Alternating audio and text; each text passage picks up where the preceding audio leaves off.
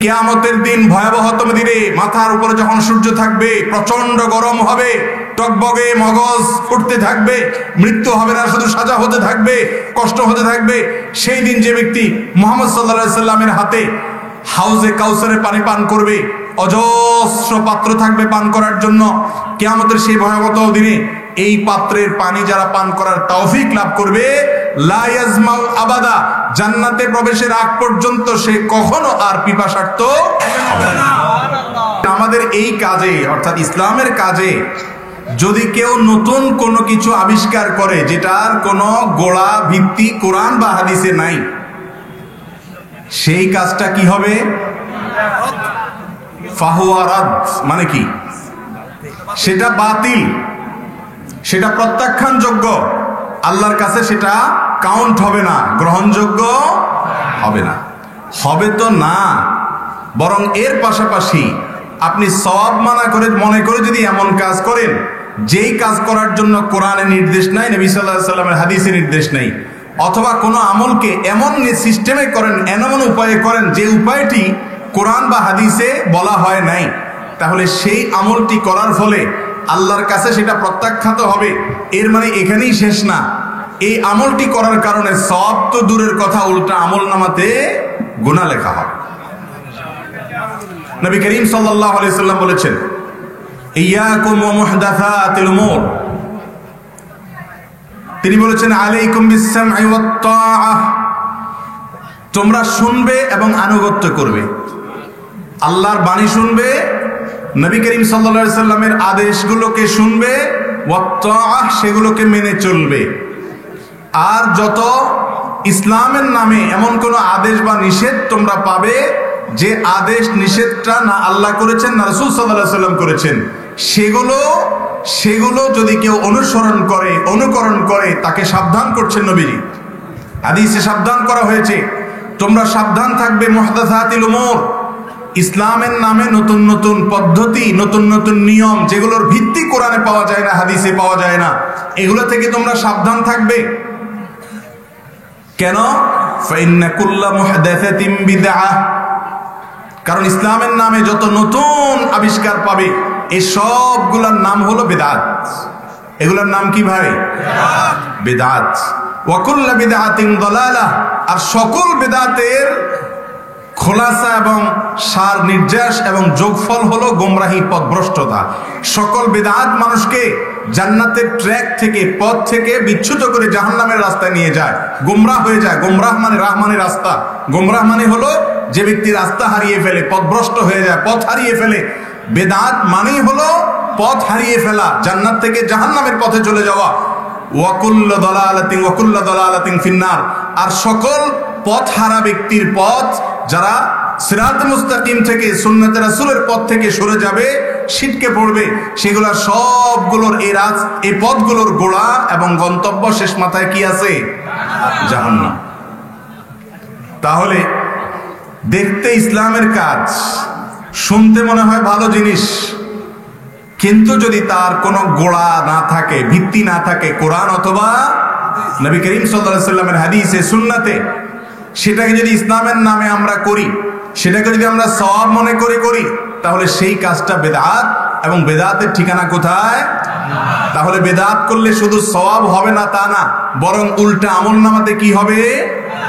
গুনাহ হবে। দুনিয়ার ক্ষেত্রে যত নতুন হবে তত ভালো, যত আপডেট হবে তত ভালো। আপনি একটা মোবাইল ফোন কিনেছেন, সফটওয়্যারগুলো কয়দিন পর পর অটোমেটিক আপডেট হয়।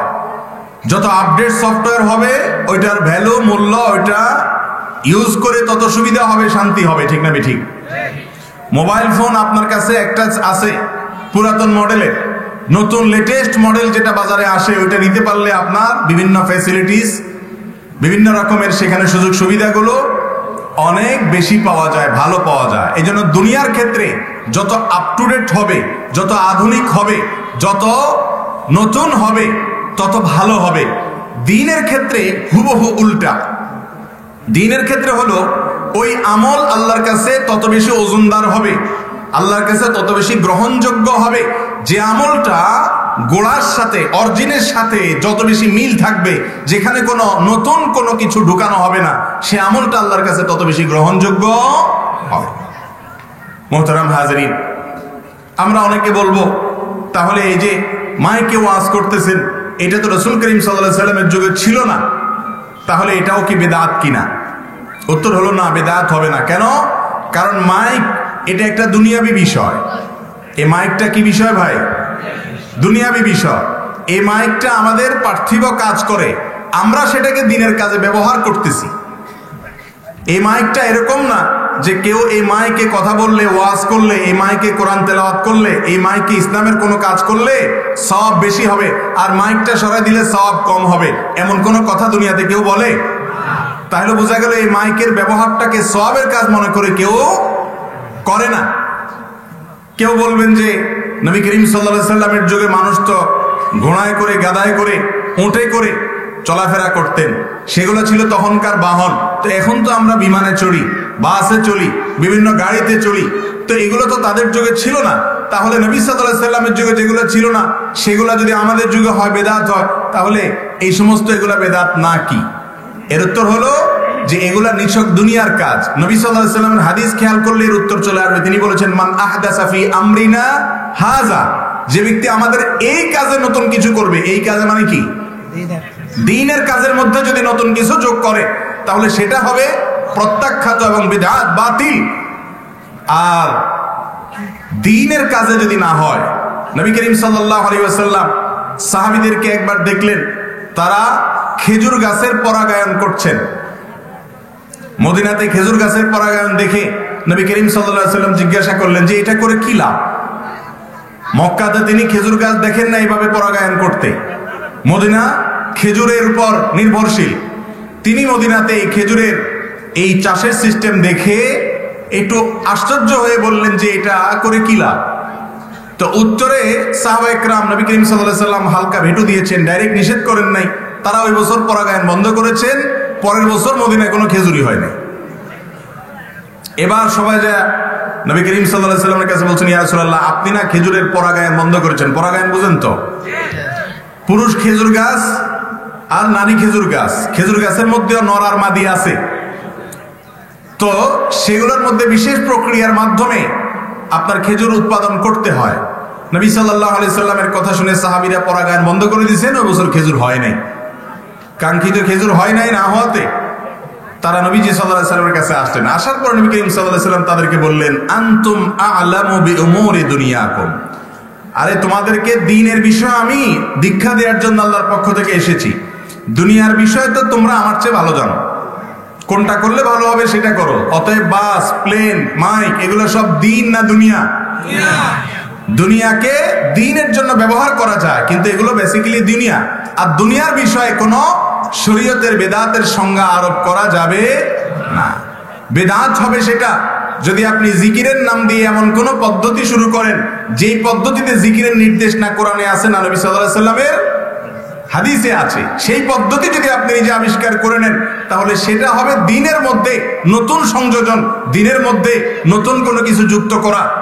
আর দ্বীনের ভিতরে নতুন কোনো কিছু যুক্ত করা এটা ভালো না মন্দ? আমাদের অনেকে এই সমস্ত কথা বললে বলে, ভাই এরা তো গান গাইতেছে না, জিকির করতেছে, আপনারা এটার বিরুদ্ধে বলেন কেন?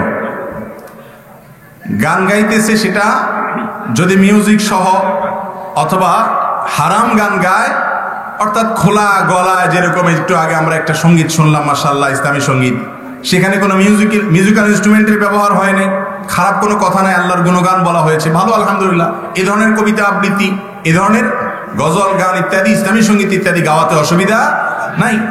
কিন্তু হারাম একজনে গান গাইল, এই ব্যক্তি যেরকম গুনাহে লিপ্ত হলো, আরেকজন বেদাত করলো, দেখতে মনে হচ্ছে ভালো কাজ করতেছে কিন্তু কাজটা তার মন গড়া পদ্ধতিতে করেছে অথবা তার কোনো বাপদাদার সিস্টেমে করেছে, নবী সাল্লাল্লাহু আলাইহি সাল্লামের সিস্টেমে করে নাই, তাহলে তার নাম বেদাত। আর বেদাত যখন হবে, এই কাজটা যেরকম গুনাহ, ওই গান গাওয়াটাও বরং কোন কোন ক্ষেত্রে এই বেদাতের গুনাহটা অনেক বেশি ভয়াবহ। কিভাবে ভয়াবহ সেটা একটু পরে আসছে। আচ্ছা, আমরা যখন খেতে ধান লাগাই, ধান গাছের সাথে কিছু আগাছাও হয় না? হয় না? ধান গাছ যখন আপনি লাগান তখন কি শুধুমাত্র ধান গাছই হয়, আগাছা হয় না সাথে? তো আগাছা হলে আমরা আগাছাগুলোর কি করি? উফড়ায় ফেলে দিই, নাকি বলি যে আগাছাগুলো এগুলো তো দেখতে ধান গাছের মতোই, থাক, এগুলো তোর পোকামাকড় না, অসুবিধা কি? এটা বলি আমরা? কেন বলি না? কারণ এই আগাছাগুলো যদি সরায় ফেলা না হয় তাহলে ধানের চাষ ভালো। জমিনের যে সার আছে, এই সারটা, এর যে উর্বরতা আছে, এর যে উৎপাদন শক্তি আছে, এই শক্তিটা কিছুটা নিয়ে নিবে কিসে? এর আগাছায়। তাহলে সেই ক্ষেত্রে ধান গাছের ভাগে উর্বরতা এবং উৎপাদন শক্তি, এটার পরিমাণ ওর ভাগে কম পড়বে, যাতে করে পুরো জমিনের উৎপাদন শক্তিটা পুরোপুরি ধান গাছ পায়। সেজন্য পরগাছাগুলো, আগাছাগুলোকে তুলে তুলে ফেলে দিতে হয়। ঠিক না ঠিক? একজন ইমানদার তার আমল ইবাদত যেন ভালো হয়, সুন্নতের কাজগুলো যাতে শক্তিশালী হয়, তার এফোর্ট, তার সকল পরিশ্রম যেন কোরআন এবং সুন্নাহর অনুসরণের পেছনে বেশি ব্যয় করতে পারেন, এজন্য তার জীবন থেকে বেদাতগুলোকে ছুঁড়ে ছুঁড়ে ফেলে দিতে হবে। বেদাতগুলো যদি আপনি ফেলে দেন তাহলে আপনার সমস্ত শ্রম, সাধনা, এফোর্ট, আপনার উর্বরতা, আপনার উৎপাদন শক্তি, এগুলো সবগুলো পাবে কিসে? কোরআন এবং সুন্নাহর অনুসরণের নেক আমলে। আর যদি ভেজাল আমলও করেন, ভালো আমলও করেন, তাহলে ভেজাল আমলের পেছনে আপনি শ্রম, সাধনা এগুলো ব্যয় করতে গিয়ে ভালো আমলগুলো, এগুলোর মধ্যে ঘাটতি দেখা দিবে কি দিবে না? মুহতারাম হাজরিন, আর এই জন্য আল্লাহ রাব্বুল আলামিন কোরআনে কারীমে বলেছেন, মা আতাকুমুর রাসূল ফাখুযু ওয়া মা নাহাকুম আনহু ফান্তাহু। তোমাদেরকে নবী করিম সাল্লাল্লাহু আলাইহি সাল্লাম যা দিয়েছেন সেটাকে তোমরা আঁকড়ে ধরো। ওয়া মা নাহাকুম আনহু, আর যে বিষয়গুলো থেকে নবী সাল্লাল্লাহু আলাইহি সাল্লাম তোমাদেরকে নিষেধ করেছেন যেগুলো ধরিও না, করিও না, ফান্তাহু, সেগুলো থেকে তোমরা বিরত থাকো। তাহলে মুসলমান করবে সেটা যেটা নবী করিম সাল্লাল্লাহু আলাইহি সাল্লাম নির্দেশ করেছেন, মুসলমান করবে না সেটা যেটা নবী সাল্লাল্লাহু আলাইহি সাল্লাম নিষেধ করেছেন।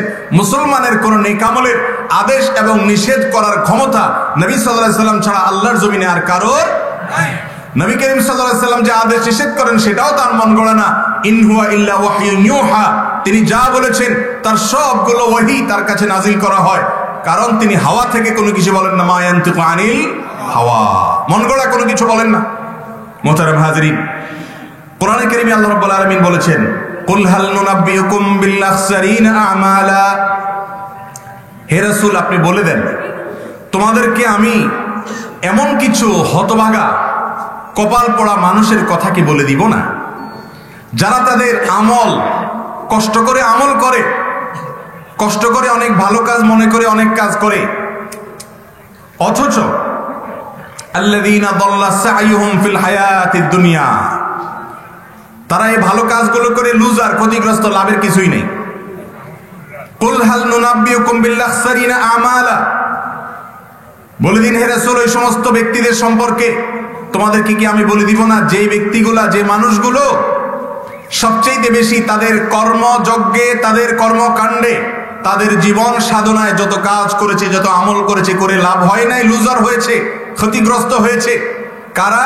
আল্লাযীনা দাল্লা সাইয়ুহুম ফিল হায়াতিদ দুনিয়া, যারা দুনিয়ার জীবনে অনেক পরিশ্রম করছে, অনেক কষ্ট করেছে, ভালো কাজ মনে করে অনেক কাজ করেছে, ওয়াহুম ইয়াহসাবু, তাদের সেই ভালো কাজ বরবাদ হয়েছে, আল্লাহর কাছে কাউন্ট হয় নাই। ওয়াহুম ইয়াহসাবুনা আন্নাহুম ইহসিনুনা সুনআ, অথচ তারা মনে করতেছে তারা খুব ভালো কাজ করছে। এই কাজগুলোর একটা নমুনা হলো বিদআত। এই ধরনের মানুষ যারা ক্ষতিগ্রস্ত, তাদের কিছু মানুষ হলেন যারা বিদআতে লিপ্ত। এই মানুষগুলো এরকম, অর্থাৎ ক্ষতিগ্রস্ত হবে। দুনিয়া থেকে বেদাত করতে করতে আপনি যদি যান, ইসলামের নামে ভেজাল আমল করতে করতে যদি আপনি দুনিয়া থেকে যান, আপনি কবরে গিয়া মনে করবেন ফেরেশতারা আসছে, মোছে তেল টেল দিয়ে নেই, জান্নাত তো আমার জন্য অপেক্ষা করতেছে, এত আমল করে আসছি। কিয়ামতের ময়দানে মনে করবেন কই ফেরেশতারা আসতেছে না কেন, এত আমল করতে করতে জীবন শেষ করে দিছি। কিন্তু দেখবেন যে ফেরেশতা পুরস্কারের জায়গায় আরো মুগুর নিয়ে হাজির, কারণ সব মনে করে যে কাজগুলো করছেন এগুলো মেড ইন মদিনা না, এগুলো মেড বাই মুহাম্মদ সাল্লাল্লাহু আলাইহি সাল্লাম না, এগুলো মেড বাই আপনার কোনো পিসাব, মেড বাই আপনার কোনো বাপদাদা, মেড বাই আপনার কোনো মনগড়া কেউ, মেড বাই সমাজের মানুষ, মেড বাই সবাই করেছেন। এই ধরনের কাজগুলোকে আপনি দেখে দেখে অনুসরণ করেছেন, কোরআন এবং হাদিসের সাথে মেলানোর তার ছাঁচের সাথে ফেলানোর ন্যূনতম চেষ্টা আপনি করেন নাই, তাহলে আপনার এই আমল আল্লাহর কাছে গ্রহণযোগ্য না। মোহতারাম হাজরিন, আমলের পরিমাণ অনেক বেশি প্রয়োজন নাই, কিন্তু আমল হতে হবে পিওর, আমল হতে হবে। আবারও বলি, দুনিয়াটা আমরা খুব ভালো বুঝি। আমরা জানি মিষ্টির মতো মিষ্টি একটা খাইলেও সার্থক, আর মিষ্টির নামে আটার দলা 1 কেজি খাইলেও সার্থক নয়, বরং আরো পেট খারাপ হওয়ার সম্ভাবনা আছে। আমল যদি সুন্নতের সাথে মিল হয়, আমল যদি মদিনা থেকে আগা আসা আমল হয়, মেড ইন মদিনা হয়, আমল যদি কোরআন হাদিসের উপরে এর ভিত্তি থাকে, তাহলে সে আমল পরিমাণে অল্প হলেও লাভে আসবে, উপকারে আসবে। আর যদি আমলে ভেজাল হয়, তাহলে সেটার পরিমাণ বেশি হয়েও লাভ হবে না।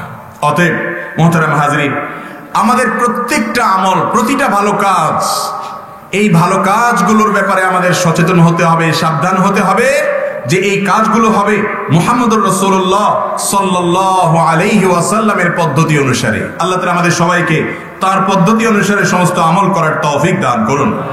মোহতারাম হাজরিন, বৃষ্টি আসছে, আমরা একটু বৃষ্টির দোয়া পড়ি। আল্লাহুম্মা সাইয়্যিবান নাফিআ, আল্লাহুম্মা সাইয়্যিবান নাফিআ। এ দোয়ার অর্থ হলো, আল্লাহ আপনি এমন বৃষ্টি দেন যে বৃষ্টিটা আমাদের উপকারে আসে। আর আরেকটা দোয়া আছে বৃষ্টির, আল্লাহুম্মা হাওয়ালাইনা হাওয়ালাইনা ওয়ালা আলাইনা, আল্লাহুম্মা হাওয়ালাইনা ওয়ালা আলাইনা। এর অর্থ হলো, হে আল্লাহ আপনি আমাদের আশেপাশে খেতে খামারে বৃষ্টি দেন, যেখানে বৃষ্টির দরকার, আমাদের উপরে বৃষ্টি দিয়েন না।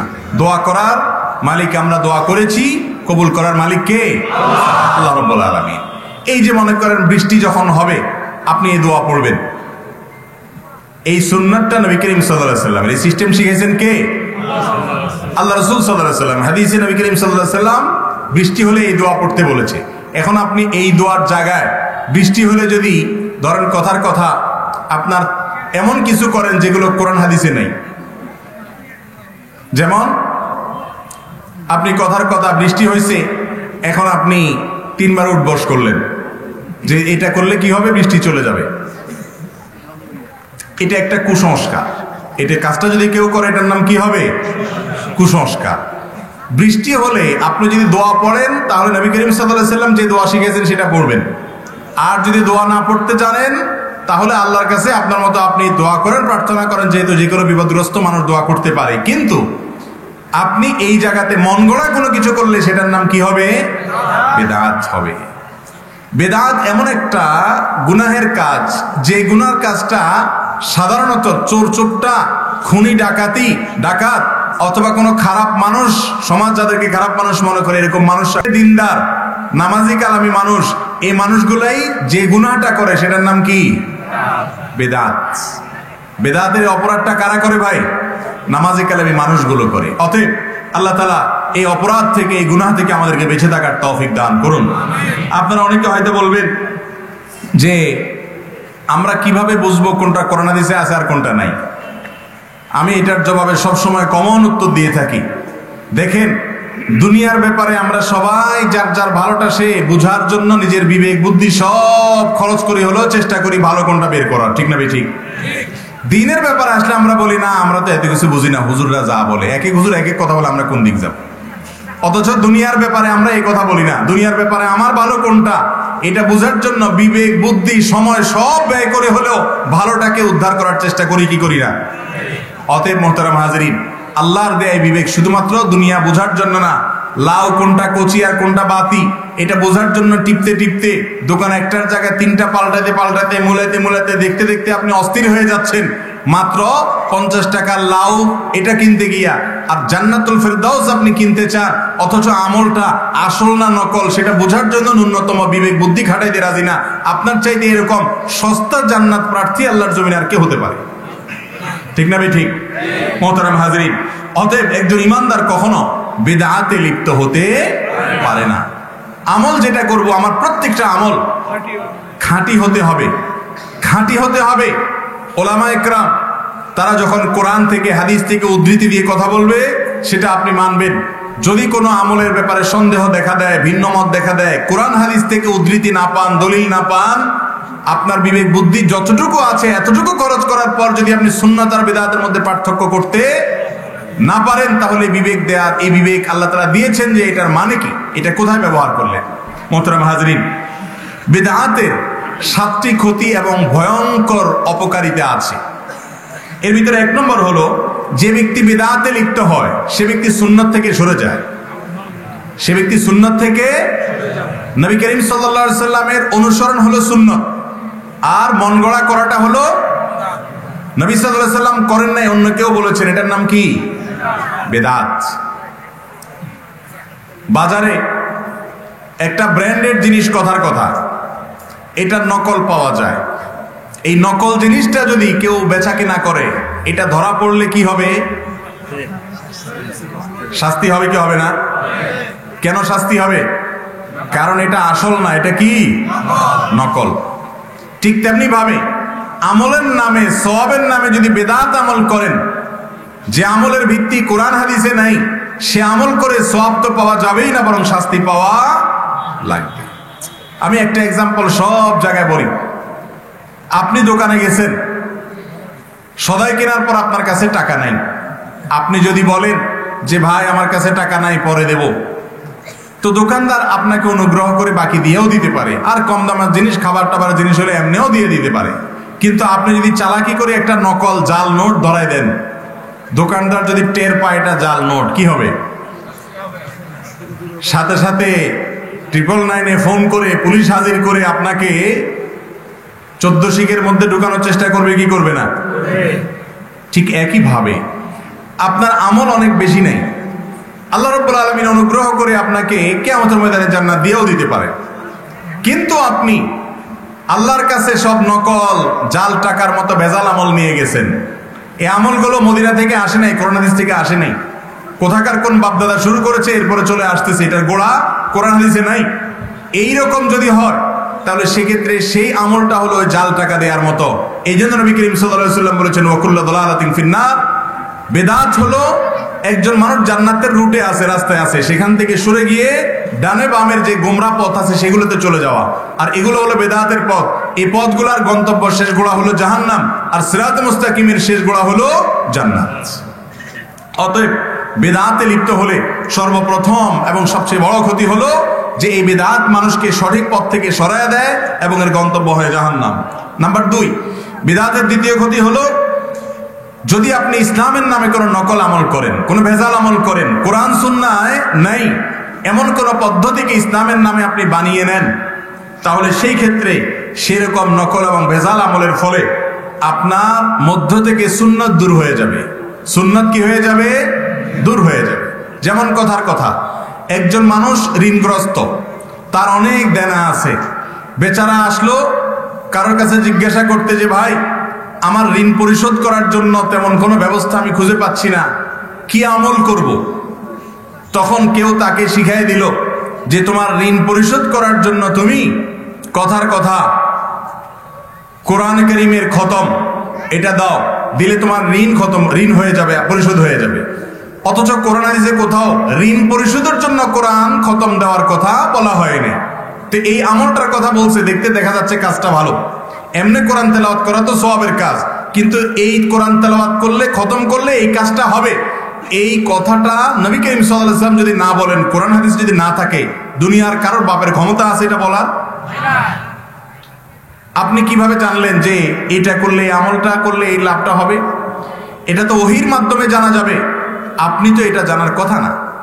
অথচ নবী করিম সাল্লাল্লাহু আলাইহি ওয়াসাল্লাম থেকে ঋণগ্রস্ত মানুষের ঋণ মুক্তির জন্য বিভিন্ন রকমের দোয়া শেখানো আছে, কিন্তু সেই দোয়া যদি এই লোক না জানে, তাহলে ওই যেটা জানছে সেটা করবে, আর কিছু সে জানার চেষ্টা করবে না। বেদাতের কারণে সুন্নাত থেকে সে কি হবে? মাহরুম, বঞ্চিত হবে। দোয়ার জন্য আপনি নতুন বাড়ি করেছেন, নতুন ঘর করেছেন, দোয়ার জন্য হুজুর ভাড়া করে এনে লোকজন ডেকে একত্রিত হয়ে দোয়া করতে হবে, বিশেষ বিশেষ প্রক্রিয়া, বিশেষ বিশেষ নিয়মে, এরকম কোনো শর্ত কোরআন হাদিসে দেওয়া হয়নি। দোয়াটা এমন সহজ একটা আমল, আল্লাহ বলেছেন উদউনি আস্তাজিব লাকুম, তোমরা আমার কাছে দোয়া করো, আমি তোমাদের দোয়া কবুল করব। তোমরা দোয়া করো, আমি কবুল করব, আল্লাহ গ্যারান্টি দিয়েছে। এবং বলছেন সবাইকে দোয়া করতে। আপনি দোয়ার জন্য বলতেছেন না আমার দোয়া কি আর কবুল হবে, এই জন্য এলাকার সব মানুষ দাওয়াত দিয়ে এনে আপনি জিলাপি মিষ্টি কিনে এরপর একজন হুজুর এনে, আপনার বাবা মারা গেছেন, মা মারা গেছেন, আপনি হুজুরকে দিয়ে দোয়া করাইতেছেন। এই হুজুরকে দোয়া করার কন্ট্রাক্টরই কে দিয়েছে? আল্লাহ রাসূল সাল্লাল্লাহু আলাইহি ওয়াসাল্লাম কি লাইসেন্স দিয়ে গেছে যে হুজুররা তারা শুধু দোয়া করাবে, তারা দোয়া করালে সেটা কবুল হবে, এমন কোনো কথা কোরআন বা হাদিসের কোথাও আছে? কোরআন হাদিসে যেটা আমরা পাই সেটা কি, আপনার মৃত মা বাবার জন্য আপনি দোয়া করেন, অথবা কোনো ওলামায়ে কেরাম মুরব্বি বা যে কোনো মুসলমানের কাছে দোয়া চান, ভাই বাবা চাচা বা হুজুর আলেম ওলামা আমার মা বাবার জন্য একটু দোয়া করিয়েন। আপনি যখন আপনার আল্লাহর কাছে দোয়া করেন তো আমার মা বাবার জন্য একটু দোয়া করিয়েন, এটাও সুন্নাহ দ্বারা সাব্যস্ত। আপনি দোয়া নিজেও করেন, মানুষকে দিয়ে মানুষের কাছে দোয়া চান, কিন্তু দোয়া করানো, মুর্দার জন্য দোয়া করানোর কোন সিস্টেম নবী করিম সাল্লাল্লাহু আলাইহি সাল্লামের জীবনে একবারের জন্য পাওয়া যায় না। দোয়া করানো কি, করা, চাওয়া, করানো, ফরম্যাট কয়টা হয়েছে? তিনটা। একটা হলো নিজের দোয়া নিজে করলেন, আরেকটা হলো অন্যদের কাছে দোয়া চাইলেন, আর 3 নম্বরটা হলো দোয়া করাইলেন। এই করানো আর চাওয়ার মধ্যে একটা সূক্ষ্ম পার্থক্য আছে। কি সেটা? চাইতে পয়সা কড়ি লাগে না, চাইতে কোনো বাজেট, কিন্তু করাইতে বাজেট লাগে। ঠিক না ভাই? ঠিক। করাইতে, দোয়া করাইতে টাকা লাগে না, দোয়া করাইতে কমপক্ষে বাজেট। রেসিপিগুলো কি? রেসিপিগুলো ধরেন কিছু মিষ্টি জিলাপি, কিছু আগরবাতি, কিছু গোলাপ জল, আর কিছু ক্যাশ টাকা হুজুরের জন্য। ঠিক না ভাই? ঠিক। এই আইটেমগুলো যদি মোটামুটি থাকে তাহলে দোয়া করানো যায়। এগুলো যদি না থাকে তাহলে কি দোয়া করানো যায়? করানো যায় না। তাহলে এবার আপনি আসেন, দোয়া করানোর এই সিস্টেম, এটা যদি সাহাবীদের কারোর মা বাপ মারা গেছেন, আত্মীয় স্বজন মারা গেছেন, তারা নবীজি সাল্লাল্লাহু আলাইহি সাল্লামের কাছে সে যুগে ধরেন খেজুর নিয়ে আসছেন বা কিছু নিয়ে আসছেন, সাথে কিছু হাদিয়া দিছেন এবং এরকম আনুষ্ঠানিকতা দোয়ার জন্য ডেকে করাইছেন, এরকম যদি কোনো কিছু হাদিসে থাকে অবশ্যই আমরা আমাদের মা বাবার জন্য সেই পদ্ধতিতে দোয়া করব। যদি না থাকে তাহলে মুর্দার জন্য এই টাইপের দোয়ার আয়োজন করা, এটা মুহাম্মদুর রাসূলুল্লাহ সাল্লাল্লাহু আলাইহি সাল্লামের পদ্ধতিতে নাই। আর যদি না থাকে তাহলে বুঝবেন এই আমলটা আসল না ভেজাল? ভেজাল। এই আমলটার ফলে কি হয় আমি বলি, এই আমলটার ফলে সুন্নত দূর হয়ে যায়। বেদাতের কারণে সুন্নত কি হয়ে যায়? যে দোয়া করানোর অভ্যাস যার মধ্যে গড়ে ওঠে সে দোয়া ভুলে যায়। নিজে যে দোয়া করতে হয় এটা কি করে? এটা ভুলে যায়। মনে করে যে দোয়া মানেই হলো হুজুর ঠিক করে এনে আমাকে দোয়া করতে হবে। চট্টগ্রামের দিকে দোয়ার আবার বিভিন্ন আইটেম আছে, রেট আছে। ফেসবুকে একটা পোস্ট বিশেষ করে ভাইরাল হয়েছে, সেই পোস্টে দেখা যাচ্ছে যে কোথাও দোয়ার জন্য রেট বলা হয়েছে যে কথার কথা 50 টাকা, 100 টাকা, 200 টাকা, 500 টাকা। একেবারে কম দামের 50 টাকার দোয়া হলে রেডিমেড দোয়া, সংক্ষেপ, সবাইটা একসাথে হুজুর দিয়ে দিবে। 100 টাকা দিলে একটু লম্বা চড়া ধরে হুজুর কিছু বলে টলে দিবে। 200 টাকা দিলে হুজুর আর একটু লম্বা সময় ধরে একটু আল্লাহর কাছে বলে টলে দিবে। আর 500 টাকা দিলে তো কোনো কথাই নাই, কান্নাকাটি হবে দোয়াতে। তাহলে এই দোয়া কি হুজুরের ব্যবসা নাকি কোরআন হাদিসের আমল? তো এইটুক যদি আপনি না বুঝেন, এতটুকু যদি আপনার বিবেককে খরচ না করেন, কিভাবে আপনি এই সস্তা চিন্তা দিয়ে, সস্তা আমল দিয়ে জান্নাত কামাই করার চেষ্টা করছেন? মোহতারাম হাজরিন, আবারও বলছি, ভুল বুঝবেন না। দোয়া চাওয়া এটা জায়েজ। সাহাবীরা নবীজির কাছে দোয়া চাইছেন না চান নাই? আবু হুরায়রা রাদিয়াল্লাহু তাআলা আনহু এসে দোয়া করতে চাইছেন, ইয়া রাসূলুল্লাহ আমার মায়ের জন্য দোয়া করেন। চাইছেন না চান নাই? সবাই সবার কাছে দোয়া চাইছেন, আমরাও দোয়া চাইব। কিন্তু মৃত মানুষের জন্য দোয়ার আয়োজন করা, দোয়ার বাজেট ঠিক করা, হুজুর ভাড়া করে কোরআন খতম করানো। আমরাও ছোটবেলায় গেছি, মাদ্রাসায় হুজুররা নিয়ে গেছে 10 জন একসাথে 3 পারা ভাগ করে দিছে, সবাই খতম পড়ছে, মুর্দার জন্য খবরে সওয়াব রসানি করবে এবং তখন 10 টাকা করে ভাগ করে সবাইকে ধরায় দিছে, পড়ে চলে আসছে। আচ্ছা, 10 জন মানুষ যদি 3 পারা করে পড়ে তাহলে সেক্ষেত্রে কারোর কি খতম হয়? হয় না। তাহলে এই যে আমল, এই আমলটা যদি নবী করিম সাল্লাল্লাহু আলাইহি সাল্লাম না শিখিয়ে থাকেন, সে আমলটা আমি মন গড়া যদি করি, তাহলে এর নাম হলো নকল আমল, ভেজাল আমল। আপনি আপনার মা বাবার জন্য কোরআন কারীম পড়েন, পড়ে আল্লাহর কাছে দোয়া করেন, অবশ্যই সেটা ভালো কাজ। আপনার আত্মীয় স্বজন সবাই করেন, ভালো কাজ। কিন্তু সব জায়গায় টাকা দিয়া ভাড়াটিয়া লোক এনে দ্বীনের কাজ, ইসলামের কাজ, ইবাদতের কাজ, সওয়াবের কাজ করা যায় না। কিন্তু আমরা সেই কাজগুলো করি কি করি না? তো বিদআতের দ্বিতীয় অপকার হলো, ক্ষতি হলো, বিদআতের ফলে সুন্নাত সরে যায়। যেই ব্যক্তি বিদআতে অভ্যস্ত, সে সুন্নাত থেকে মাহরুম হয়ে যায়। আপনি দেখবেন 5 ওয়াক্ত নামাজের পরে অনেকগুলো দোয়া আছে, আছে না নাই? অনেকগুলো জিকির আছে। এই মজলিসে যত মানুষ আছেন, যে সবগুলো দোয়া জিকির জানেন, প্রায় 10-12টা দোয়া বিভিন্ন হাদিস থেকে দোয়া এবং জিকির বর্ণিত আছে। এই দোয়া জিকির গুলো সবগুলা মুখস্থ আছে, এরকম যারা আছেন তারা একটু হাত তোলেন। 5 ওয়াক্ত নামাজের পরে যত দোয়া জিকির নবী করিম সাল্লাল্লাহু আলাইহি ওয়াসাল্লাম বলতেন, পড়তেন, এগুলোর সবগুলা মুখস্থ যারা আছে হাত তোলেন। শোনানো লাগতে পারে, কিন্তু হাত তুললে শুধু হবে না। এবার হাতে একটা নামছে, আরো একটা দুইটা নামছে দেখা যায়। ঠিক আছে, আলহামদুলিল্লাহ, 4-5টা হাত উঠছে, আলহামদুলিল্লাহ। আচ্ছা, নামাজ তো আপনারা গত বছর থেকে পড়া ধরছেন সবাই, তাই না? তার আগের বছর থেকে 5 বছর ধরে, মাশাআল্লাহ। তার মানে বুঝজ্ঞান হয়েছে থেকেই, বরং বুঝজ্ঞান হওয়ার আগে থেকেও অনেকে নামাজ পড়া শুরু করছেন, আলহামদুলিল্লাহ। আপনি একটা জিনিস নিজের বিবেককে জিজ্ঞাসা করেন একটু, যে আপনি 5 ওয়াক্ত নামাজ পড়তেছেন 20 বছর, 30 বছর, 40 বছর, 50 বছর, যার যতটুকু তৌফিক আছে তত বছর ধরে, এত বছর ধরে আপনি নামাজ পড়েন, অথচ নামাজের পরে আমার নবী করিম সাল্লাল্লাহু আলাইহি সাল্লাম কি বলতেন, কি পড়তেন সেটা আপনি জানেন না। এটা কি ত্রুটি নাকি ত্রুটি না? এটা কেন জানেন না জানেন? কারণ হলো এটার জায়গায় আরেকটা ভেজাল ঢুকে আছে। যেহেতু একটা ভেজাল আছে, এই জন্য আসলটা সরে গেছে। ঠিক না? ঠিক। 5 ওয়াক্ত নামাজের পরে নবী করিম সাল্লাল্লাহু আলাইহি সাল্লাম বুখারীর হাদিস থেকে তাকবীরের কথা আসছে, আল্লাহু আকবার বলতেন। যদিও সেটা নিয়ে উলামায়ে কেরামের অনেকেই বলেছেন, আব্দুল্লাহ ইবনে আব্বাস রাদিয়াল্লাহু বর্ণিত, যে তিনি তাকবীরের কথা বলেছেন, এটা অন্য তাকবীর। যাই হোক, সেটা আরেক বিষয়। 3 বার ইস্তিগফার, আস্তাগফিরুল্লাহ, আস্তাগফিরুল্লাহ, আস্তাগফিরুল্লাহ। এরপর আল্লাহুম্মা আনতাস সালাম ওয়া মিনকাস সালাম তাবারাকতা ইয়া যাল জালালি ওয়াল ইকরাম। এর পাশাপাশি আয়াতুল কুরসি। 5 ওয়াক্ত নামাজের পরে কি পড়া? আয়াতুল কুরসি পড়া। এরপর 3 কুল, সূরা ইখলাস, কুল হুয়াল্লাহ, সূরা ফালাক, সূরা নাস। কয়বার করে? আন্দাজে মেরে দিবেন, একবার করে। 3 বার হলো সকাল সন্ধ্যা। আর 5 ওয়াক্ত নামাজের পরে কয়বার? একবার করে।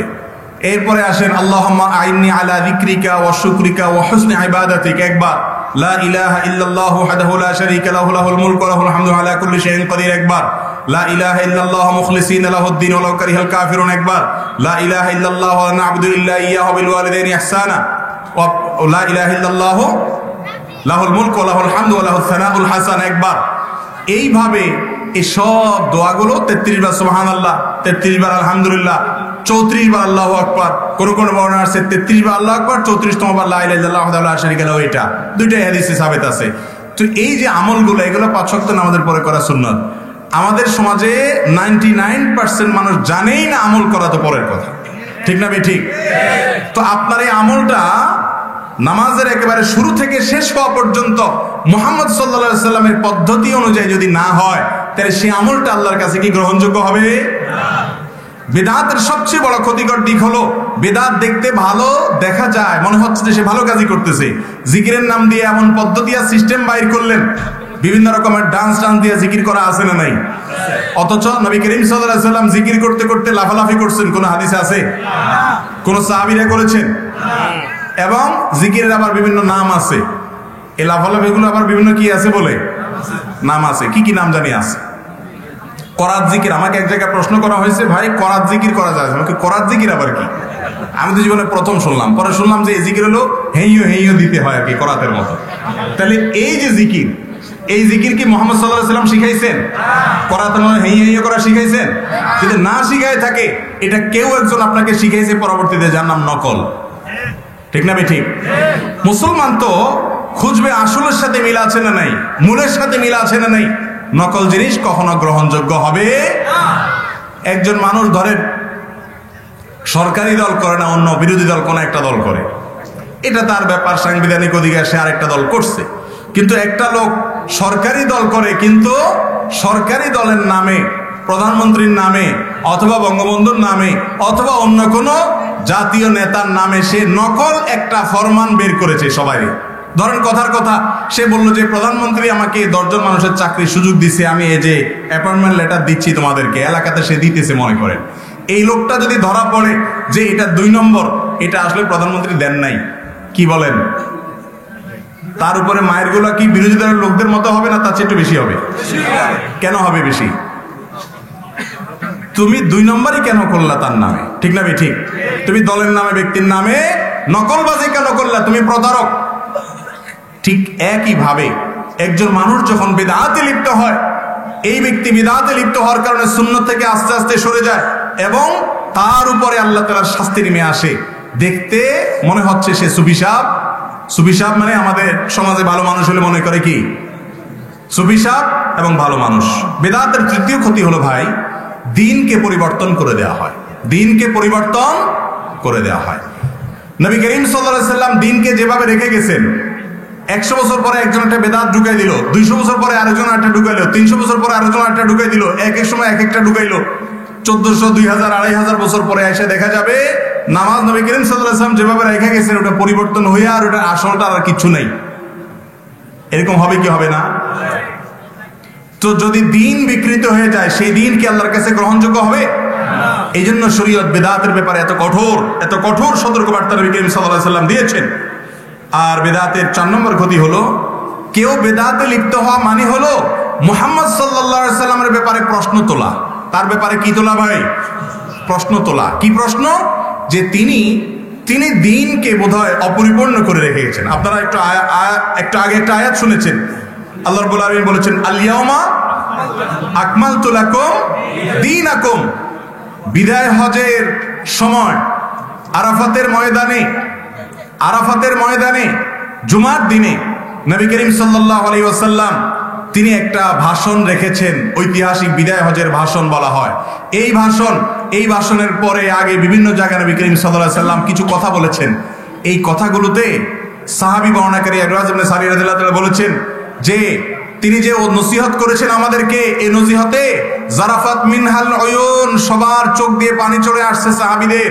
ওয়ারজিলাত মিনহাল কুলুব, তার সেই হৃদয়গ্রাহী বক্তব্য, তার সেই নসিহত ওয়াজের কারণে সবার অন্তরগুলো বিগলিত হয়ে গেছে। সেদিন তার নসিহত শুনে আমরা বুঝতে পেরেছি কান্নাহা মাউইযাতু মুআদ্দিইন, কেন জানি তিনি আমাদের কাছ থেকে মনে হয় বিদায় নিয়ে যাবেন। তার বোধহয় জীবনের শেষ ভাষণগুলোর একটা দিচ্ছেন। এরকম বিদায়ের সময় মানুষ যেরকম আকুতি ভরে কথা বলে, তিনি সেরকম কথা বলেছিলেন।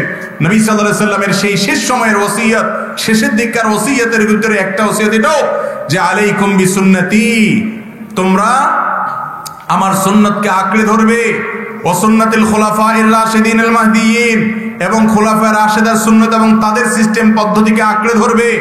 তার মানে ওহীর মাধ্যমে নবী সাল্লাল্লাহু আলাইহি ওয়াসাল্লাম জেনেছেন যে একটা সময় আসবে কিছু লোক ইসলামের নামে এমন কিছু কাজ ঢুকাবে যেগুলো কেউ বা কারা চালু করেছে, কোন পীর, কোন ব্যক্তি, কোন বাবা, কোন মা, কোন বংশ, কোন এলাকা, কোন সংস্কৃতি থেকে সেটা এসেছে। এটা কোরআন থেকে হাদিস থেকে আসে নাই। নবী সাল্লাল্লাহু আলাইহি ওয়াসাল্লাম বলেছেন ওইগুলোকে তোমরা আঁকড়ে ধরবে। এবং আল্লাহ বলেছেন আল ইয়াউমা আকমালতু লাকুম দীনাকুম, আজ এই দিনে তোমাদের জন্য ইসলামকে পরিপূর্ণ করে দিয়েছি। ওয়া আতমামতু আলাইকুম নিয়ামতি, এবং আল্লাহ বলেন আমার নিয়ামত এটাকে আমি তোমাদের জন্য পূর্ণাঙ্গ করে দিয়েছি। ওয়া রাদিতু লাকুমুল ইসলাম দীনা, ইসলামকে দিন হিসাবে আমি সন্তুষ্ট হয়েছি। আল্লাহ তাআলা যে দিনকে পরিপূর্ণ করে দিয়েছেন, আপনি যদি সেখানে নতুন কিছু ঢুকান তার মানে আল্লাহর দিনটা অপরিপূর্ণ ছিল আপনি এটা মনে করেন, এই জন্য নতুন কিছু যোগ করার দরকার আছে মনে করেন। ঠিক না ঠিক? কত বড় ভয়াবহ বিষয় আপনি চিন্তা করেন। নবী করিম সাল্লাল্লাহু আলাইহি ওয়াসাল্লাম তিনি দুরূদ পড়েছেন না পড়েন নাই? সাহাবীদেরকে দুরূদ পড়ার নির্দেশ করছেন না করেন নাই? তার দুরুদে নামাজের মধ্যে তিনি দুরূদ পড়ছেন না পড়েন নাই? আমরাও পড়তেছি না পড়ি নাই? এই দুরুদ আমরা যে পড়ি, এই দুরুদটা কি যারটা শেষে পড়ি না সবাই মিলে একসাথে মিছিল দিয়ে পড়ি? সবাই একসাথে দলবদ্ধভাবে সুরে সুর মিলিয়ে তালে তাল মিলিয়ে পড়ি? তাহলে কিভাবে পড়ি? যারটা শেষে করি। নামাজের চাইতে গুরুত্বপূর্ণ মুহূর্ত মুসলমানের জীবনে আর থাকতে পারে? নবী করিম সাল্লাল্লাহু আলাইহি ওয়াসাল্লাম বলেছেন মান সাল্লা আলাইয়া মাররাতান যে ব্যক্তি আমার প্রতি একবার দুরূদ পাঠ করবে সাল্লাল্লাহু আলাইহি আশরা, আল্লাহ তাআলা তার উপরে নাজিল করবেন রহমত কতবার? 10 বার। দুরূদ মানে হলো নবীজির জন্য রহমতের দোয়া করা। আল্লাহুম্মা সাল্লি আলা মুহাম্মাদের মানে হলো, ও আল্লাহ আপনি মুহাম্মদ সাল্লাল্লাহু আলাইহি ওয়াসাল্লামের প্রতি রহমত, অনুগ্রহ, বরকত নাজিল করেন, এই দোয়া করা। তো এই দুরূদটা নবী করিম সাল্লাল্লাহু আলাইহি ওয়াসাল্লাম নিজের প্রতি নিজে তিনি পাঠ করেছেন না করেন নাই? সাহাবায়ে কেরামদেরকে করতে বলেছেন না বলেন নাই? তো তারা দুরূদ পাঠ করতে গিয়ে আমাদের মতো এরকম সবাইকে ডেকে ডুকে একত্র হয়ে পাঠ করতে করতে বিশেষ অবস্থা আমাদের মধ্যে সৃষ্টি করা বা দাঁড়িয়ে যাওয়া, আরো অনেক যে সিস্টেম পদ্ধতি আমরা বানাইছি, একজন বলার সাথে সুর মিলায় সবাই পড়া, এই পদ্ধতি নবী করিম সাল্লাল্লাহু আলাইহি ওয়াসাল্লাম থেকে যদি প্রমাণিত হয়, অবশ্যই মুসলমানদের দুরূদ পাঠের ক্ষেত্রে সেই পদ্ধতি অবলম্বন করতে হবে। আর যদি সেই পদ্ধতি না থাকে তাহলে সেটা সিস্টেম বানিয়ে নেওয়া। দুরূদ দাঁড়ায়ও পড়া যায়, বসেও পড়া যায়, কেউ চাইলে চলতে চলতে হাঁটতে হাঁটতেও পড়তে পারে। যে ইবাদত করার জন্য শরীয়ত কোনো একটা হাইয়া, কোনো একটা অবস্থাকে ফিক্স করে দেয় নেই, সেটা যে কোনো অবস্থাতে করা যায়। কিন্তু যদি আপনি মনে করেন যে না, এটা পড়তে পড়তে আর বসা যাবে না, দাঁড়ায় যেতে হবে, অথবা এটা বসে করা যাবে না, দাঁড়ায়েই করতে হবে, অথচ হাদিসে সেরকম কোনো শর্ত দেয় নেই, তাহলে আপনি দিনের ভিতরে নতুন একটা জিনিস জোড়ায় দিলেন, সংযুক্ত করে দিলেন, নকল করে দিলেন, এডিশন করে দিলেন, এর ফলে সেটা বিদআতে পরিগণিত হতে পারে। ঠিক না ঠিক? নবী করিম সাল্লাল্লাহু আলাইহি ওয়াসাল্লাম দুরূদ পাঠের ক্ষেত্রে যদি কোনো সিস্টেম ঠিক করে না দেন, আপনি কে সিস্টেম ঠিক করে দেওয়া? আপনাকে সেই রাইট কেউ দিয়েছে? দিন তো পরিপূর্ণ হয়ে গেছে, নতুন করে তো আর কোনো কিছু যোগ হওয়ার সুযোগ নাই। দুরূদ পাঠ এটা কি ইবাদত না? ইবাদত না? এটা কি সওয়াবের কাজ না? সওয়াবের কাজ না? এই ইবাদতের পদ্ধতি শেখানোর জন্যই তো মুহাম্মদ সাল্লাল্লাহু আলাইহি ওয়াসাল্লাম আসছেন। ঠিক না ঠিক? মুহাম্মদ সাল্লাল্লাহু আলাইহি ওয়াসাল্লাম কেন আসছেন দুনিয়াতে? ইবাদতের পদ্ধতি শেখানোর জন্য। ভাইরা আমার, এই পদ্ধতি যখন আমি আমার মন গড়া করবো, সেটা ইবাদতের পরিবর্তে বিদআতে পরিগণিত হতে পারে। আল্লাহ তাআলা আমাদেরকে বুঝার তৌফিক দান করুন। এগুলো অনেক সময় ইগোর প্রবলেমের কারণে, জেদের কারণে আমরা সত্য গ্রহণ করতে পারি না। নাম্বার 5, বিদআতে লিপ্ত ব্যক্তি তওবা থেকে মাহরুম থাকে। কোত্থেকে মাহরুম থাকে ভাই? কিভাবে তওবা থেকে মাহরুম থাকে আমি বলছি। ধরেন একটা মানুষ জানে এই কাজটা হারাম, ঘুষ খায়, সে সরকারি কর্মকর্তা, সে ঘুষ খায়, সে জানে ঘুষ খাওয়াটা হালাল না হারাম, সে জানে ঘুষ খাওয়া হারাম। ঘুষ খাওয়া হারাম এটা জানার কারণে সে যখন ঘুষ খায়, যতই ঘুষ খাক, তার মধ্যে অপরাধ বোধ কাজ করে। সে জানে সে খারাপ কাজ করতেছে। ঠিক না ঠিক? সে নিজেও জানে খারাপ কাজ করতেছে। এই জন্য এক সময় হতে পারে তার মনের ভিতরে আল্লাহর ভয় আসবে, এসে সে এখান থেকে ফিরে আসবে, আগে যেগুলো করেছে সেগুলোর জন্য মানুষের হক ফেরত দিয়ে দিবে এবং সে তওবা করবে। এই আশাটা করা যায় কি যায় না? একজন যুবক, তিনি গান বাজনা শুনছেন, হারামে লিপ্ত, মিউজিকে আসক্ত, এই যুবক আল্লাহরে বান্দা, সে এই কাজটা যে করে সে নিজেও জানে হারাম, কিন্তু যদি সে একটা সময় হারাম কাজ করতে করতে আল্লাহর ভয় তার অন্তরে জাগ্রত হয়, সে হতে পারে তওবা করে আল্লাহর কাছে ফিরে আসবে। কিন্তু একটা লোক ইসলামের নামে যখন বিদআত করবে, এমন কাজ করবে যেটা কোরআন সুন্নায় নাই, সেই কাজ করার ফলে এই লোকটার মধ্যে তো এক ধরনের আত্মপ্রসাদ থাকবে, আত্মতৃপ্তি থাকবে, অতিরিক্ত আস্থা নিজের প্রতি নিজে থাকবে। সে তো মনে করতেছে ভালো কাজ করতেছে, যার কারণে সে তো কখনো এখান থেকে তওবা করার প্রয়োজনটা অনুভব করবে না। এই বিদআত করতে করতে তার দুনিয়া থেকে যাওয়ার সম্ভাবনা সমূহ আছে। এই জন্য ভাইরা আমার, বিদআত খুবই ডেঞ্জারাস একটি বিষয়। আপনি আমার কথায় আপনার জীবনের কোনো আমলকে পরিবর্তন করে ফেলান একেবারে এখনই এই মুহূর্তেই, আমি সেটা আপনাকে এইভাবে বলবো না। আমি বলবো আপনি একটু আল্লাহর দেওয়া বিবেককে খরচ করে পরখ করেন, কোরআন হাদিসের ছাঁচে ফেলে সেটা করার চেষ্টা করেন। একজন দর্জিকে আপনি একটা জামা বানাইতে দিয়েছেন, জামাটা একটা পুরাতন জামা এনে বলেছেন, কাপড় দিয়ে বলেছেন এই জামা যেভাবে আছে, যে মাপ আছে, হাতা আছে, গলা আছে, ঝুল আছে, এই হুবহু একই মাপে তুমি আরেকটা জামা বানাই দিবা, কাপড় দিলেন। সেই জামা বানাইতে গিয়া যেই দর্জি আপনার দেওয়া জামাটার সাথে একেবারে সুতায় সুতায় মিল রেখে করতে পারবে, আপনি সেই দর্জিকে অনেক বেশি স্যালুট করবেন এবং তাকে ভালো দর্জি বলবেন, তার এই কাজটা গ্রহণ করবেন, তাকে বিনিময়ে টাকা দিবেন। ঠিক না ঠিক? আর যদি সে আপনার দেওয়া স্যাম্পলটার সাথে মিল না রেখে তার মন মতো করে, কোনোটাতে হাতা বড় করছে, ছোট করছে, ঝুল বেশি দিছে, কম দিছে, আপনি যেটা দিছেন সেটার সাথে মিল নাই, তাহলে আপনি তাকে এর জন্য পারিশ্রমিক বা মজুরি দেবেন উল্টা বরং তাকে আসামির কাঠগড়া দাঁড় করাবেন, আমার কাপড় নষ্ট করছে কেন।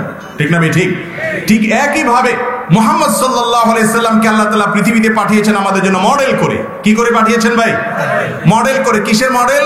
নামাজ কেমনে পড়বা? সল্লু কামা রাআইতুমুনি উসাল্লি। নবী করিম সাল্লাল্লাহু আলাইহি সাল্লাম যেভাবে নামাজ পড়েছেন সেইভাবে নামাজ পড়ো। নবী সাল্লাল্লাহু আলাইহি সাল্লাম আরো বলেছেন, খুযু আন্নী মানাসিকাকুম, আমি যেভাবে হজ করি আমার থেকে তোমরা গ্রহণ করো সিস্টেম কিভাবে করতে হয়। তাহলে নবী সাল্লাল্লাহু আলাইহি সাল্লাম হলেন আল্লাহর পক্ষ থেকে মডেল।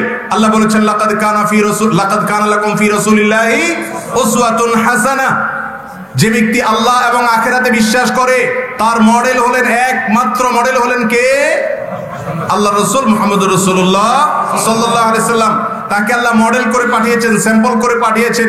তোমার নামাজ, তোমার জিকির, তোমার দুরূদ, তোমার সমস্ত ইবাদত বন্দেগী, তোমার সমস্ত কাজ, সমস্ত নেক আমল, এই সবগুলো কিভাবে করবা তার প্র্যাকটিক্যাল শিক্ষক হিসেবে মুহাম্মদ সাল্লাল্লাহু আলাইহি সাল্লামকে পাঠানো হয়েছে।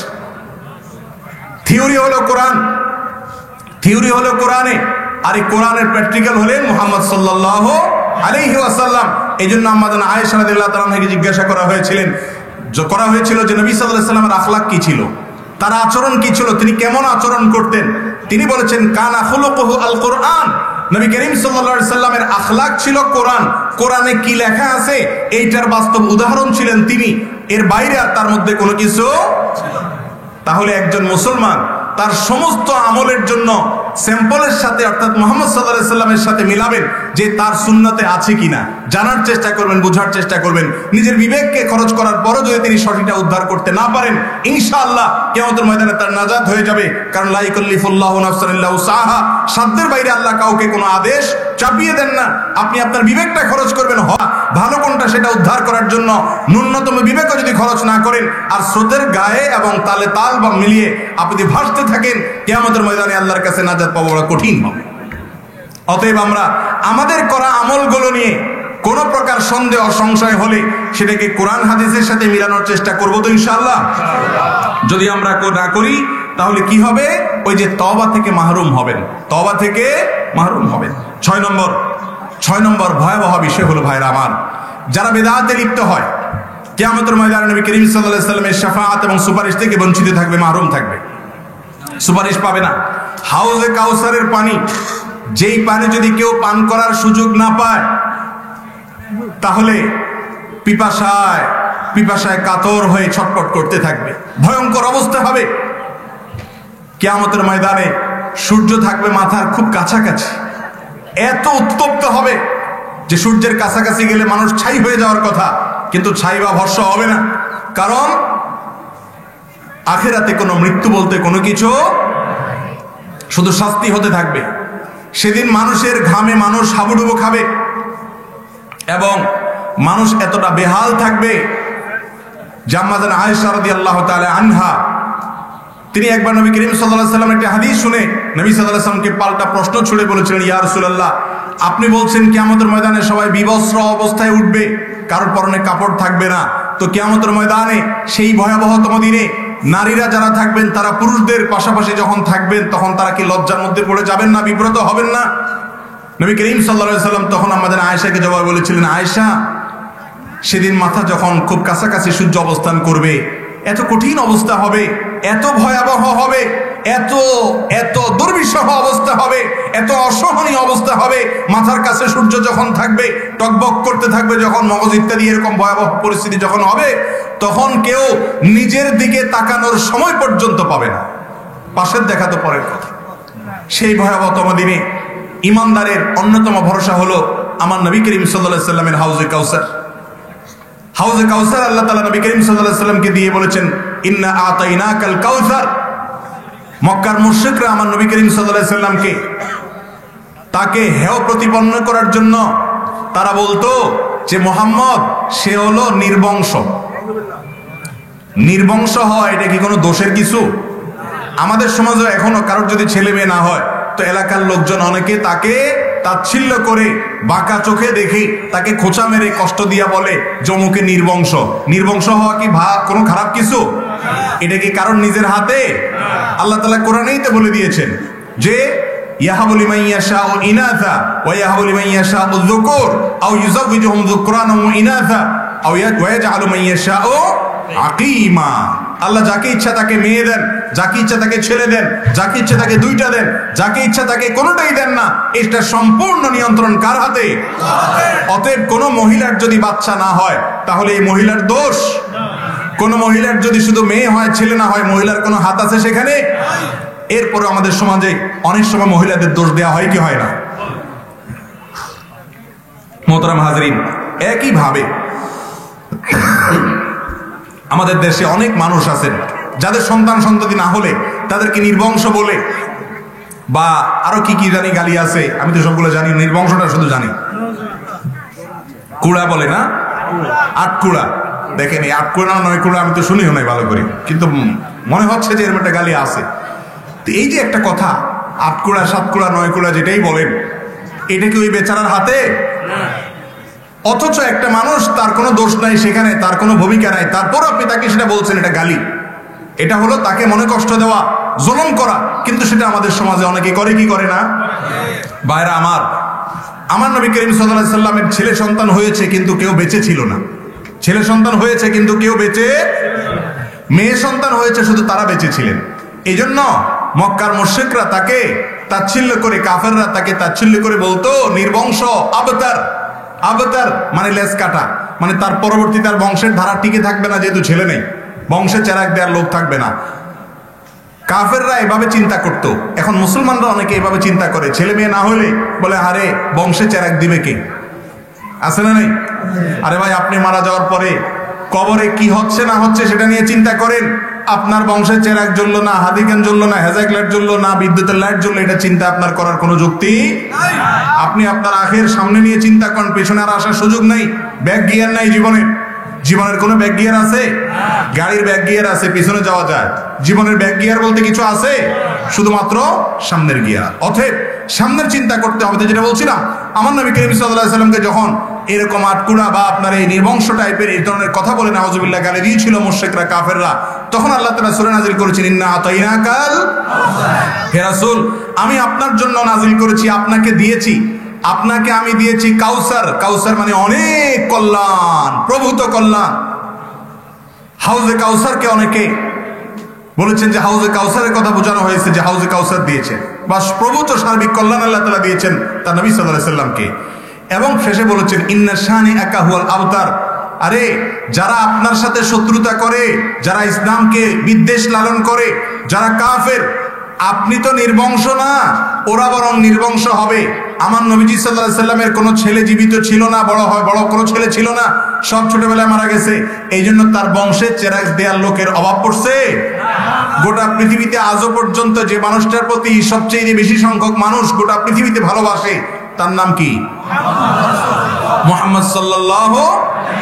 যাকে কেউ আঘাত করলে লক্ষ লক্ষ কোটি কোটি মানুষের হৃদয়ে রক্তক্ষরণ হয়ে চোখের পানি পড়ে।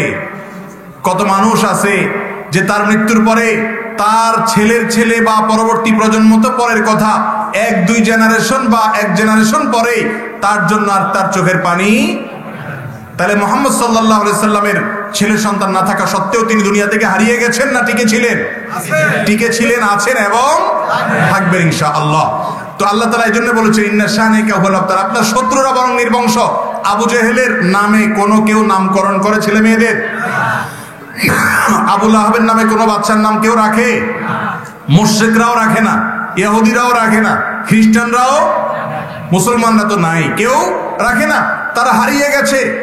তাদেরকে যদি কেউ দুইটা মন্দ কথা বলে পৃথিবীতে কারোর মনে আঘাত লাগবে না, কারোর দেখার সময় নেই। তাহলে পৃথিবীতে টিকে আছে মুহাম্মদ সাল্লাল্লাহু আলাইহি সাল্লাম, তার শত্রুরা সব হারিয়ে গেছে। ঠিক একই ভাবে মুহাম্মদ সাল্লাল্লাহু আলাইহি সাল্লামের অনুসরণ যারা করবে তারা টিকে থাকবে, যারা তার অনুসরণ করবে না তারা এক সময় হারিয়ে যাবে। কত নেতা, কত বড় বড় ব্যক্তি দুনিয়াতে আছেন, ছিলেন। আজ থেকে 4000 বছর আগে পৃথিবীতে যারা রাজত্ব করেছেন, এরকম 10 জন রাজা, 20 জন রাজা একই সময় যারা বিভিন্ন অঞ্চলে রাজত্ব করেছেন, নাম বলতে পারবেন? নাম বলতে পারবেন না, নাম নিশানা নাই, হারিয়ে গেছে। কিন্তু 4-4.5 বছর, 1000 বছর আগে বা তারও আগে জুলুমের শিকার ছিলেন, সমাজের মানুষ দুর্বল মনে করত, সেই সমস্ত নবী বা রাসূলগণের অনুসারীরা বা স্বয়ং নবী রাসূলগণ আলাইহিস সালাম ইব্রাহিম আলাইহিস সালামের নাম এখনো পৃথিবীতে মানুষ নেয় কি নেয় না? মুসলমানরাও নেয়, খ্রিস্টানরাও নেয়, ইহুদিরাও নেয়, গোটা পৃথিবী জুড়ে নেয়। কিয়ামত পর্যন্ত তারা মরেও অমর হয়ে আছেন। মরেও যদি অমর হতে চান, পথ একটাই, কোরআন এবং হাদিসের ছায়াতলে ফিরে আসে। ঠিক না ঠিক? কোরআন হাদিসের ছায়াতলের বাইরে যাবেন, সেটা কোনো দলের, সেটা কোনো ব্যক্তির, সেটা কোনো গোষ্ঠীর, অথবা কোনো বড় কোনো ক্ষমতার, অথবা পয়সা কড়ির কোনো কিছুর জোরে পৃথিবীতে আপনি 100 বছরও টিকে থাকতে পারবেন না। আপনার নাম নিশানা হারিয়ে যাবে, পৃথিবীর ইতিহাস তার সাক্ষী। ঠিক না ঠিক? অতএব ইমানদার সবসময় অনুকরণ করবে আল্লাহ এবং তার রাসূল সাল্লাল্লাহু আলাইহি সাল্লামের। এর মাধ্যমে সে অমর হবে, দুনিয়া আখিরাতের প্রভূত কল্যাণের অধিকারী সে হবে ইনশাআল্লাহ। তো যেটা বলছিলাম, নবী করিম সাল্লাল্লাহু আলাইহি ওয়াসাল্লামের হাউজে কাউসার আল্লাহ তাআলা তাকে দিবেন। তিনি বলেছেন, যে ব্যক্তি কিয়ামতের দিন ভয়াবহতম দিনে মাথার উপরে যখন সূর্য থাকবে, প্রচন্ড গরম হবে, টকবগে মগজ উঠতে থাকবে, মৃত্যু হবে না, শুধু সাজা হতে থাকবে, কষ্ট হতে থাকবে, সেই দিন যে ব্যক্তি মুহাম্মদ সাল্লাল্লাহু আলাইহি সাল্লামের হাতে হাউজে কাউসারের পানি পান করবে, অজস্র পাত্র থাকবে পান করার জন্য। কিয়ামতের সেই ভয়াবহ দিনে এই পাত্রের পানি যারা পান করার তৌফিক লাভ করবে, লা ইয়াজমাউ আবাদা, জান্নাতে প্রবেশের আগ পর্যন্ত সে কখনো আর পিপাসার্ত হবে না। আল্লাহ তাআলা আমাদের সবাইকে প্রিয় নবী সাল্লাল্লাহু আলাইহি সাল্লামের হাতে হাউজে কাউসারের পানি পান করার তৌফিক দান করুন। আর এই পানি তার হাতে পান করার জন্য আপনার আমাকে যে জিনিসটা করতে হবে তা হলো সুন্নাতে রাসূলকে আঁকড়ে ধরতে হবে, বিদআতকে ছাড়তে হবে। সুন্নাতকে আঁকড়ে ধরতে হবে, বিদআতকে ছাড়তে হবে। নবী করিম সাল্লাল্লাহু আলাইহি ওয়াসাল্লাম কিছু লোককে পানি পান করাতে চাইবেন, আর তখন আল্লাহর পক্ষ থেকে অটোমেটিক ওয়াল বা প্রাচীর উঠে যাবে মাঝখান দিয়ে। নবীজি সাল্লাল্লাহু আলাইহি ওয়াসাল্লাম পানি পান করাতে গিয়ে দেখবেন, আরে লোকটা তো নাই, মাঝখানে দেখে একটা ওয়াল উঠে গেছে, প্রাচীর উঠে গেছে। তখন তিনি আল্লাহ রাব্বুল আলামিনের কাছে বলবেন, আল্লাহ, এ তো আমার উম্মত, আমি চিনি, তার চেহারা আলামত থেকে বোঝা যায় মুসলমান ছিল, নামাজ কালাম পড়তো, আমার উম্মত, তাহলে আমি তাকে পানি পান করাতে যাব, কেন ওয়াল হলো?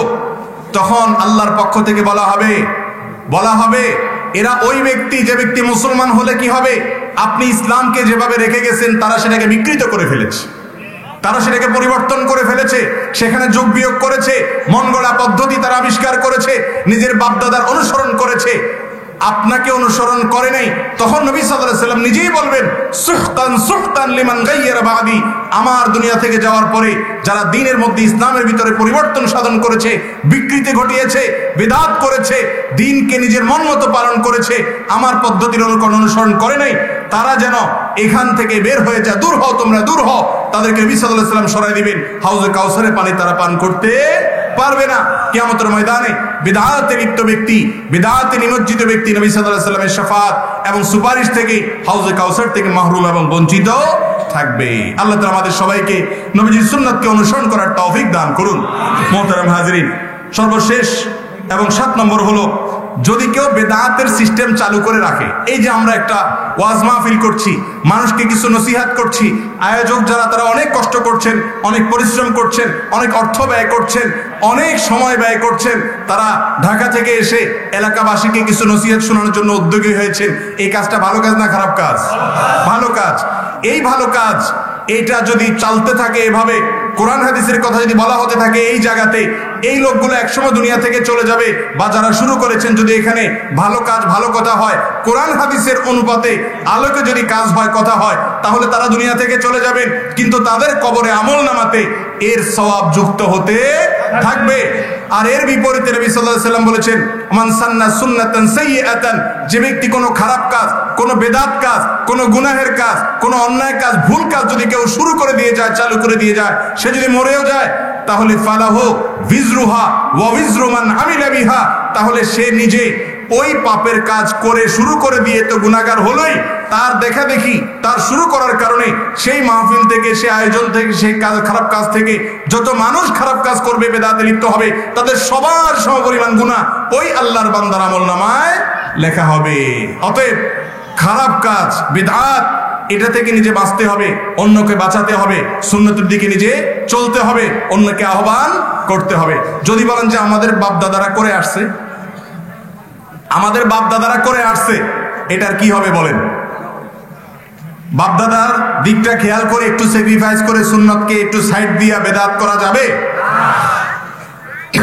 কোরআনে কারিমে আল্লাহ তাআলা বলেছেন, ওয়াইদা কিলা লাহুম ইত্তাবিউ মা আনজালাল্লাহ, যখন তাদেরকে মক্কার মুশরিকদেরকে বলা হলো যে তোমরা অনুসরণ করো কিসের?